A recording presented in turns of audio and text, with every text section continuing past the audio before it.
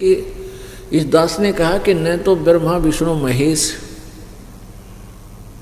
यानी सत्संग नहीं इनके पास, यथार्थ ज्ञान नहीं। सत्संग का अर्थ होता है यथार्थ भक्ति ज्ञान मार्ग। ना ब्रह्मा विष्णु महेश जी के पास यथार्थ ज्ञान तत्व ज्ञान, फिर अन्य इनके पुजारियों के पास होगा कहाँ से? अंडरस्टूड है बुद्धिमान के लिए। कहते हैं समझदार को संकेत ही बहुत होता है। अब जैसे श्रीमद् देवी भागवत, श्रीमद् देवी भागवत अर्थात दुर्गा पुराण में, शक्ति पुराण में 28-29 पृष्ठ पर लिखा है कि नारद जी से व्यास जी पूछ रहे हैं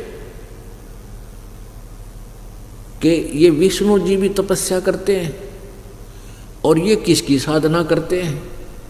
नारद जी ने कहा कि यही प्रसन्न मेरे पिताजी के हृदय में, ब्रह्मा जी के हृदय में उत्पन्न हुआ था कि एक समय श्री विष्णु भगवान जी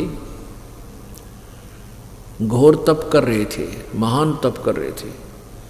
तो ब्रह्मा जी ने उनसे पूछा कि हे प्रभु, आप तो देवताओं के भी देवता हो, सारी सृष्टि के मालिक हो, आप भी किसकी पूजा करते हो?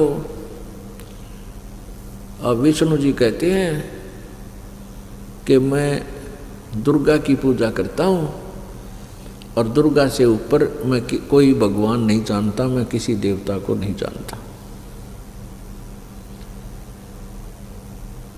आलिया श्री विष्णु जी के और ब्रह्मा जी के और नारद जी के और व्यास जी के उस अध्यात्म ज्ञान का अंत ना व्यास जी ने बेरा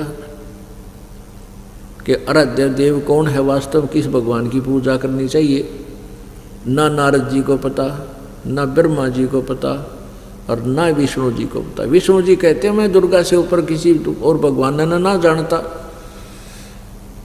और दुर्गा जी क्या कहती है 7वें स्कंद में, ये प्रथम स्कंद की बात है देवी भागवत की जो अभी आपको सुनाई। अब 7वें स्कंद में 562 पृष्ठ पर दुर्गा हिमालय को ज्ञान दे रही है और ब्रह्म के बारे में जानकारी दे रही है। कहती हैं और सब बातें त्याग दे, केवल ब्रह्म की पूजा करो, उसका ओम नाम है, वो ब्रह्म लोक में रहता है और किसी की पूजा मत करो, और वही पूजा के योग्य है और कोई पूजा के योग्य नहीं है। अब दुर्गा ने ब्रह्म को फाइनल कर दिया, ओम नाम बता दिया। अब ब्रह्म कहता गीता जी के अंदर 8वें अध्याय के 13वें श्लोक में यो गीता ज्ञानदाता ब्रह्म श्री कृष्ण जी में प्रवेश करके यो सर्वब्रह्म सर्वपुरुष, जिसको ज्योति निरंजन काल भी कहते हैं, ये श्री कृष्ण जी में प्रेत की तरह प्रवेश करके बोलता है, गीता जी का ज्ञान दे रहा है। 8वें अध्याय के 13वें श्लोक में कहता है कि मुझ ब्रह्म का ओम इति एक अक्षरम ब्रह्म व्यवहारन माम अनुसमरण और ये प्रयाति तजन देहम सयाति परमाम गतिम। मुझ ब्रह्म का केवल एक ओम अक्षर का, एक अक्षर का ओम मंत्र है, नथिंग एल्स, और उच्चारण करके सुमन करने का। और जो अंतिम श्वास तक शरीर त्याग कर जाते समय तक जो इस ओम नाम का जाप करता है वो मेरे वाली गति को प्राप्त होता है। अपनी गति को 7वें अध्याय के 18वें श्लोक में कहता है कि ये ज्ञानी आत्मा उद्धार तो हैं, नेक हैं मेरे विचार में, लेकिन ये मेरे वाली ही अनुत्तम गति में स्थित हैं, यानी घटिया साधना, मेरे वाली घटिया साधना में लीन है, क्योंकि इनको तत्वदर्शी संत नहीं मिला।